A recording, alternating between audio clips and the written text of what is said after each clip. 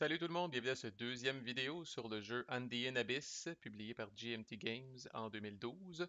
Dans cette vidéo, on va faire le tour du plateau de jeu, puis on va parler des 4 factions qui en décousent dans ce jeu. Alors, le voici dans toute sa splendeur, le plateau de jeu.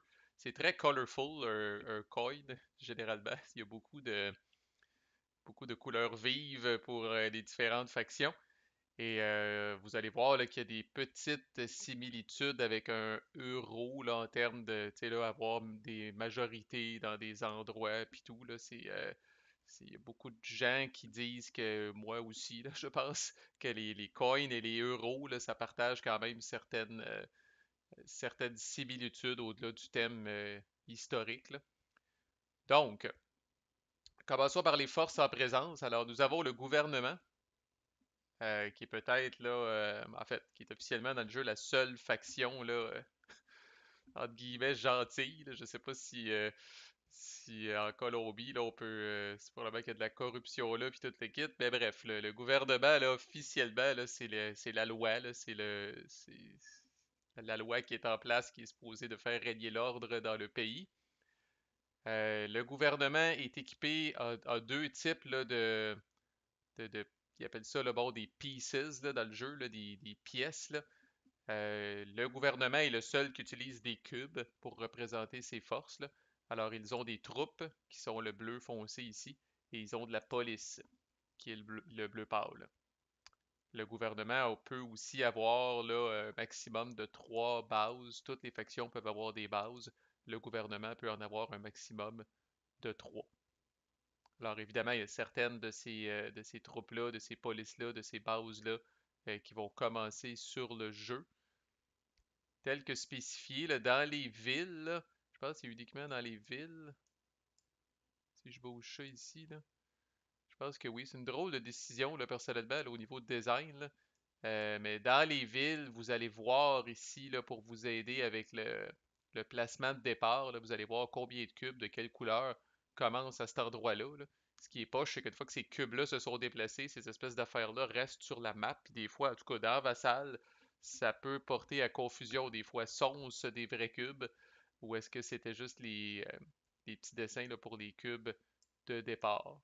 Euh, Tant qu'à ça, on fournit déjà une espèce de feuille qui explique le setup, là, où vont les différentes troupes, les différentes polices, là, puis on est quitte d'avoir à imprimer ça directement sur le board. Le gouvernement aussi est le seul qui peut avoir ils appellent ça des capabilities, là, qui sont comme des bonus là, qui demeurent en jeu pour toute la durée de la game. Alors, ça vient via des cartes, là, on va le voir quand on va faire la revue des événements. Et chaque capability a aussi un plus petit marker qu'on peut utiliser là, comme rappel pour venir le placer dans cette boîte-là ici là, pour qu'on garde en tête là, publiquement toutes les capabilities qui sont disponibles au gouvernement. On va parler de El Presidente plus quand on va parler là, de la phase de propagande dans un prochain vidéo, là. Mais on suit là, qui est le président actuel de la Colombie dans le jeu, là, puis ça a un petit impact là, au niveau des règles en fonction de qui est le président. Là. Fait qu'on va voir ça là, parce que le président change euh, lors de la phase de propagande, donc on va voir ça plus dans cette vidéo-là. Ensuite, on a deuxième faction, les FARC. Donc, ça tombe bien, là, même en français, là, l'acronyme, là, les Forces armées révolutionnaires de Colombie. Alors, il s'agit peut-être de la faction qui oppose le plus directement le gouvernement. Eux autres, c'est pas compliqué, ils veulent renverser le gouvernement. Ils veulent installer une révolution en Colombie, renverser le gouvernement, prendre le contrôle du pays. C'est ça leur objectif, eux autres. Donc, on peut dire que c'est peut-être la faction là, qui est le plus en conflit direct avec le gouvernement. Euh, il s'agit d'une des. Là, les 3 prochaines factions qu'on va voir, le FARC, AUC et Cartel, là, on les appelle de manière générale là, les insurgents dans le jeu, donc les insurgés. Ceux qui sont, disons, en marge de la loi et qui s'opposent là, au bon ordre dans le pays de manière différente. Là. Fait que c'est 3 factions distinctes. Il n'y a qu'un seul vainqueur dans ce jeu-là par défaut. Donc, mais quand même, on les appelle, eux, de manière générale. Là, on va le voir surtout sur des événements quand on fait référence aux insurgés. Là, on parle des 3 autres factions. Donc, le FARC a pas moins de 30 guérillas. Donc, ces espèces de petits cylindres-là, là, ce sont des guérillas. On va voir que ces cylindres-là là, peuvent être actifs ou underground. Donc, quand ils sont underground, ils sont comme ça, là.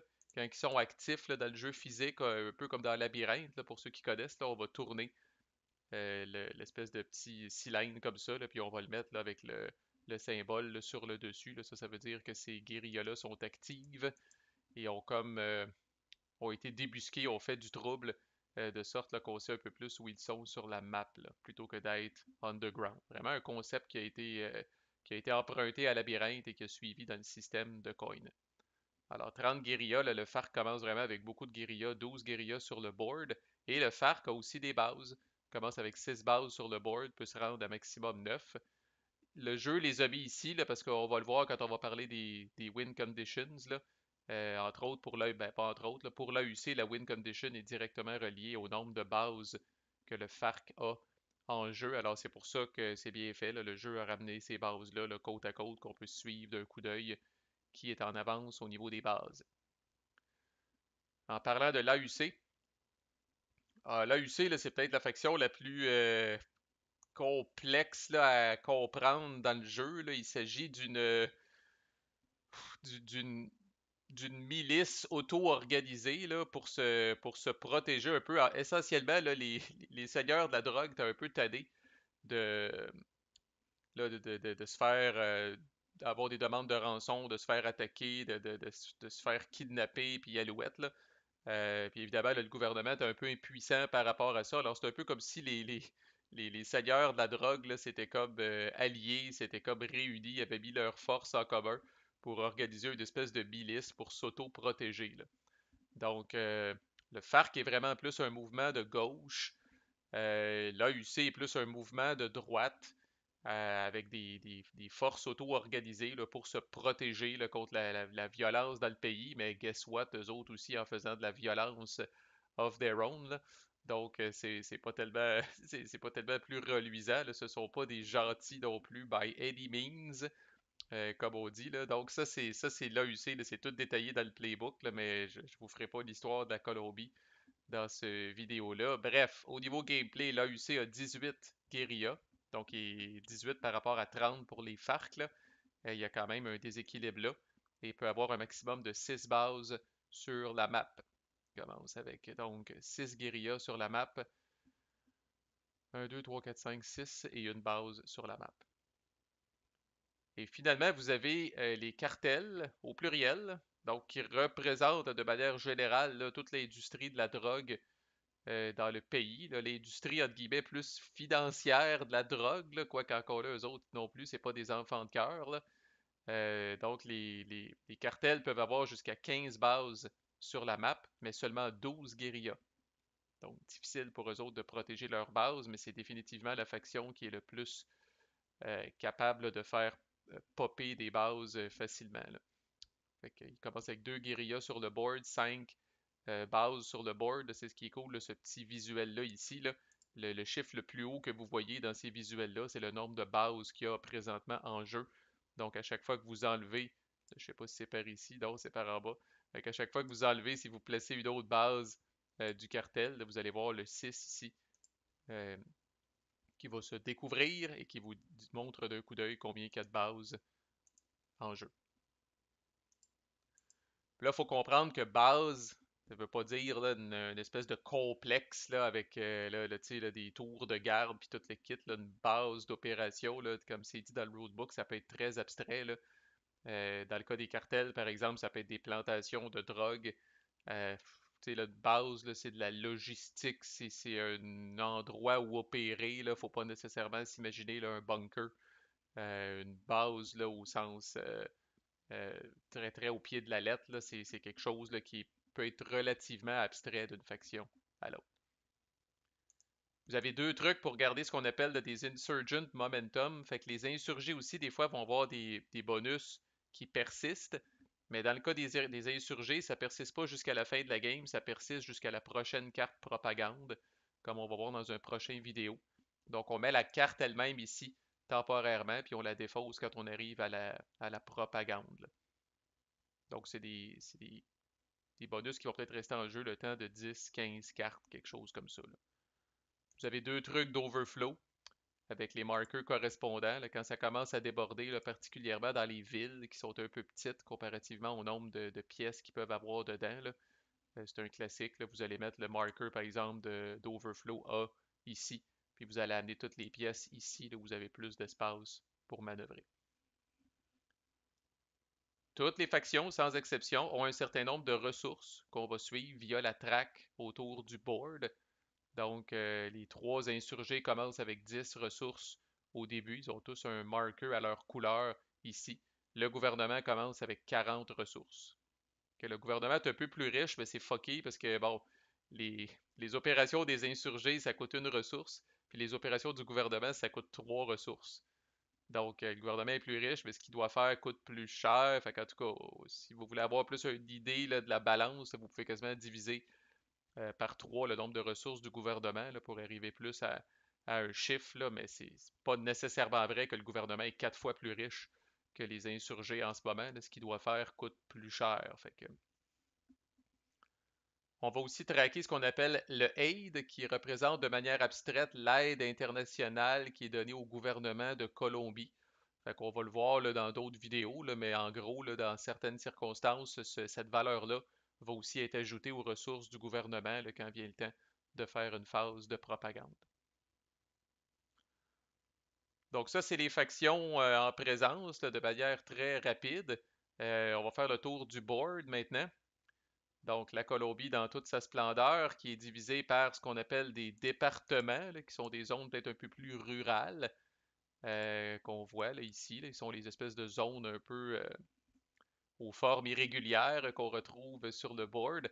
Il y a trois types de départements, des montagnes, qui sont les brunes ici, des forêts, qui sont le vert pâle, le vert foncé, c'est-à-dire, puis ce qu'on appelle des grasslands, des plaines, là, qui sont le vert un peu plus pâle, en fin de compte. Donc ça va entrer en jeu lors de certaines opérations là, ou certains événements vont parler dans une montagne, dans une forêt, dans une grassland. Donc, ça vient limiter un peu là, les départements qu'on peut choisir. Sinon, si quelque chose mentionne un département, là, ça peut être n'importe lequel de ces types de départements-là. Ensuite, vous avez les cités ou les villes, qui sont les cercles ici.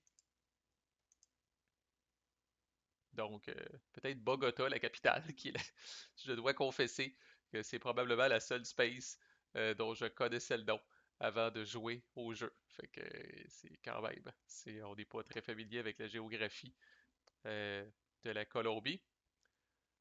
OK, maintenant qu'on a parlé des villes, les départements et les villes, dans le petit carré ici, ont ce qu'on appelle une valeur de population. Donc, dans le cas des départements, là, ça va varier entre 0 et 2. Donc, vous avez des départements qui ont une valeur de population de 0, comme Vichada ici, qui n'a même pas de petit carré. Sinon, là, ça va être 1 ou 2. Dans le cas des villes, par exemple, ça va varier entre 1 et 8. Évidemment, 8 est l'extrême, là, et Bogota, là, il n'y a pas grand-chose de plus proche que ça. On a 3 ici pour Cali, 3 pour Medellín, puis sinon, je pense que c'est tout du 1 et du 2, là, le reste. Ouais. Fait que voilà pour les villes. Évidemment, elles peuvent être plus populeuses, là. Dans le rulebook, ça dit que 1 de valeur de population est égal, je pense, à 1 million d'habitants. Donc, quand même. Fait que ça va vite. Donc, c'est abstracté via la valeur en population, qui est encore là, on va le voir, là, mais ça va être référé par des événements et ça va surtout être très, très utilisé pour les win conditions du gouvernement et du FARC, comme on va voir dans un prochain vidéo. Tous les départements ou les villes avec au moins 1 de population, on va traquer leur niveau de support envers le gouvernement, support ou opposition envers le gouvernement. Et il y a 5 niveaux, et ça c'est classique dans beaucoup de coins, là. Il y a 5 niveaux de support envers le gouvernement. Alors, active support, là, ça veut dire que la population ne peut pas être plus en amour que ça avec le gouvernement. En gros, là, c'est la plus haute valeur possible pour le gouvernement. Ensuite, on a le passive support, où c'est quand même considéré du support, mais de façon un peu moins intense envers le gouvernement. Ensuite, la space peut être neutre, c'est-à-dire qu'elle n'est, comme on dit, ni pour ni contre, bien au contraire. Elle n'est pas en faveur du gouvernement et elle n'oppose pas le gouvernement. Et ensuite, c'est là que ça peut se gâter. Elle peut être en opposition passive au gouvernement, qui est là, considéré là, finalement là, très avantageux pour le FARC. Elle penche plus du côté du FARC et de la révolution éventuelle, ou elle peut être vraiment en opposition active au gouvernement. Alors, le marqueur qui est ici, le combiné à la valeur de la population, là, ceux qui sont attentifs, vous avez peut-être vu les marqueurs se promener d'un bout à l'autre, mais quand on est en opposition, on va contribuer à la win condition du FARC, puis quand on est en support, on va contribuer à la win condition du gouvernement. On va voir ça plus quand on va parler des win conditions. Et je répète, dans les départements qui ont zéro de population, on ne traque pas le support. Ils sont toujours considérés neutres. Et l'autre chose qu'on va traquer, c'est le contrôle de ces spaces-là, autant les départements que les cities. Donc, le gouvernement et le FARC, et même l'AUC, tant que ça, là. Fait qu'on dit qu'une faction contrôle une space si le nombre total de ces pièces-là, là on parle de cubes, de bases, de guérillas, de bases, dépendamment si on parle du gouvernement ou des insurgés, là, le nombre total de ces pièces-là, cube plus base dans le cas du gouvernement, guérilla plus base dans le cas d'une faction d'insurgés. Si le nombre total de ces pièces-là est plus grand que le nombre total de toutes les autres pièces combinées. Alors, c'est important. Alors, présentement, évidemment, le gouvernement contrôle Bogota parce qu'ils ont 5 cubes dedans, puis il n'y a aucun autre truc d'insurgé. Par contre, là, si j'arrivais, puis que je mettais peut-être deux trucs de ça, avec deux guérillas du FARC avec une base, si je mettais même deux guérillas de l'AUC, là, ça y est, je viens de briser le contrôle du gouvernement. Même si c'est deux factions différentes, là, pour avoir le contrôle, il faut que vos pièces outnumber toutes les autres pièces combinées. Puis on va utiliser, il y a des modules, en général, les modules vassals des coins sont extrêmement bien faits, automatisent un paquet d'affaires, là, puis GMT leur donne l'amour en conséquence de la popularité du système. Là.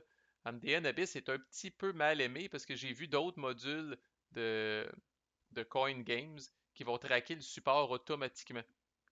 Mais dans ce module-là, là, vous allez devoir utiliser, là, donc il y a un marqueur ici là, qui s'appelle Government Control, puis un marqueur qui s'appelle FARC Control que vous pouvez mettre. Donc là, si par exemple je retournais, euh, je débarrasse les trucs du FARC, là, je peux venir mettre un truc de Government Control ici. Il faut dire que le marqueur est assez oversized par rapport c'est un peu intense par rapport à la grosseur du truc. C'est peut-être pour ça que même dans le module, ils n'ont pas réussi à en venir à bout. Là. Mais bref, vous pourriez suivre là, qui contrôle le truc si vous ne voulez pas avoir à recompter à chaque fois. Là. Évidemment, ça c'est dynamique. Là. Si le gouvernement bouge certains de ses cubes, puis en a plus assez pour assurer le contrôle, on enlève le marqueur. Là. Donc cette notion-là de contrôle est traquée principalement par le gouvernement et les FARC, mais ça va être pertinent aussi pour l'AUC éventuellement. Là. Donc on retient ça, avoir plus de pièces au total que toutes les autres factions combinées.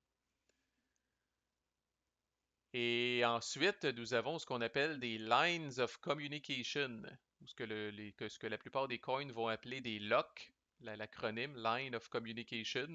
Donc, fermez ça un peu, là. Dans MDN Abyss, donc ça a une valeur plus économique. Donc, ce chiffre-là n'est pas une population, c'est la valeur économique de cette lock-là. Là. Et il y a deux types de locks, des routes, qui sont cette espèce de dessin-là ici, et des pipelines, qui sont cette espèce de dessin-là ici, là, avec les espèces de petits, qui ressemblent plus justement à un pipeline ou à un oléoduc. Bref, les pipelines ont tendance à avoir une plus grande valeur économique. Là. Il y a des pipelines ici là, qui valent 3, tandis qu'une route, je pense, c'est tout le temps systématiquement 1. Okay, fait que vous avez la légende ici d'à peu près tout ce qu'on a parlé. Là. Euh, en gros, on va le voir encore là, dans la phase de propagande, là, mais Le maintien des lines of communication en bon état, c'est un peu la responsabilité du gouvernement et ça va être sa principale source de ressources quand on va arriver à la phase de propagande. Et vous aurez deviné que les insurgés essayent de saboter ces affaires-là, de les casser là, pour laisser le gouvernement avec peu de moyens pour les combattre par après, là. Mais par défaut, si tout est beau, il y a 30. Si on additionne les valeurs économiques de toutes les lines of communication, on arrive à 30. Ce qui veut dire, en gros, qu'à la fin du tour, si aucune line of communication a été sabotée, le gouvernement va faire 30 ressources, ce qui est quand même pas mal. Maintenant, il reste à parler de l'adjacence. Bien évidemment, tu sais, deux spaces qui se touchent sont adjacents l'un à l'autre. Ça, c'est correct. Incluant s'ils sont séparés par une line of communication. Alors, Putumayo ici est adjacent à Huila Tolima parce qu'ils sont séparés par une line of communication. Donc, que vous soyez séparés par une espèce de frontière ici ou que vous soyez séparés par une line of communication, vous êtes considérés adjacents. Et la petite passe aussi par rapport à ça, c'est qu'il y a aussi des towns, donc des villages qui sont les espèces de petits points noirs ici. Et le seul but de ça, là, c'est d'ajouter un peu de concept d'adjacence. Le classique étant celle-là ici. Donc Santander Boyaca étant adjacent à ce village-là est aussi adjacent à Atlantico Magdalena. Alors, on dirait pas ça là, si on regardait seulement là, les lines of communication ou les frontières, là, on dirait là, que ça se touche juste via un coin, donc que ce n'est pas adjacent. Mais le village fait en sorte que, en fait, si une space est adjacente à une town, elle est adjacente à toutes les autres spaces qui sont adjacentes à cette town-là aussi.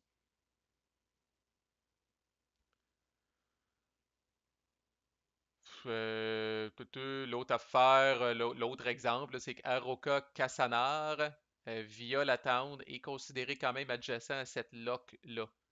Donc, on n'aurait pas dit, là, cette lock-là a l'air à se finir sans nécessairement toucher à Aroka Casanar, mais dans le fond, la lock se finit sur une town. La town est adjacente à Aroka Casanar, donc ça et ça, c'est considéré comme adjacent. Et vous avez, my God, la Colombie qui a beaucoup de voisins. Vous avez tous les pays étrangers aussi. Alors, vous avez le Panama, le Venezuela, vous avez le Brésil ici, le Pérou et l'Équateur. Donc, ces espèces de lignes-là, là, ce sont des frontières, entre guillemets, internationales avec d'autres pays. Et certains de ces pays-là vont être mentionnés sur des événements. Donc, on va y revenir quand on va faire la revue des événements, là, mais dans certains cas, là, le Panama, entre autres, à un moment donné, là, peut devenir une space en soi. Le Venezuela, je me rappelle qu'il y a un événement aussi par rapport à ça. L'Équateur aussi peut devenir une space, là. Donc, voilà. Il n'y a pas de stacking limite, il n'y a pas de limite au nombre de pièces qu'on peut retrouver dans une space, sauf pour les bases. Alors, toutes les spaces, que ce soit des départements ou des villes, vous avez une limite de 2 bases totales. Toutes les factions, comme ici, là, le stacking limit, entre guillemets, des bases est atteint à Meta East, là, à moins que la situation change. Aucune autre faction ne peut ajouter de base. Même les événements ne clenchent pas ça, là. On a l'habitude, des fois, dans les card-driven games, que les événements vont à l'encontre, peuvent, dans le fond, là, se contredire les règles. Mais ça, c'est spécifiquement mentionné, là. 2 bases max par space. Premier arrivé, premier servi. Les autres, trouver de façon d'éliminer ces bases-là. Là. Sinon, là, vous êtes pris, là, vous devez attendre. Fait que même s'il y avait un événement qui disait d'ajouter une base AUC à Meta East, oubliez ça. Stacking limit est atteint. Mais pour ce qui est des autres pièces, guérilla, troupes, police, name it, il n'y a pas de stacking limit dans un département là, ou une ville. Les locks ne peuvent pas accueillir de base, donc peuvent accueillir des pièces, guérilla, troupes, police, mais ne peuvent, et n'ont pas de stacking limit non plus, mais ne peuvent pas accueillir de base. Donc on ne peut pas construire des bases sur des locks, autrement dit. Ah, My God, je pense qu'on a presque terminé. Euh, Seule chose qui nous reste à voir, c'est un petit chrome quand même. Là. On l'a vu, je pense, dans les pieces, quand je les ai montrés tantôt. On a vu l'icône. Là. les FARC zones, à ne pas confondre avec le FARC contrôle. Donc, les FARC zones, certains événements dans la game peuvent venir en ajouter, là. Une zone FARC, là, c'est un peu une chasse gardée, un sanctuaire des FARC, là. Donc, si un événement vous demande de placer une zone de FARC, là, euh, vous devez regarder là, où sont euh, lequel des spaces contient en ce moment le plus de pieces FARC sans être une FARC zone.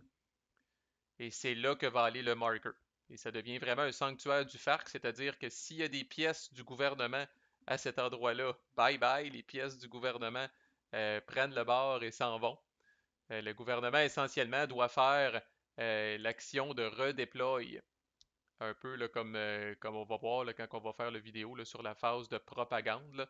Et à partir de maintenant, tant que la zone FARC est en jeu, là, le gouvernement ne peut pas y pénétrer. Là, comme je disais, c'est rendu un sanctuaire, c'est rendu un endroit tellement hopeless pour le gouvernement qu'il ne peut plus y aller. Là.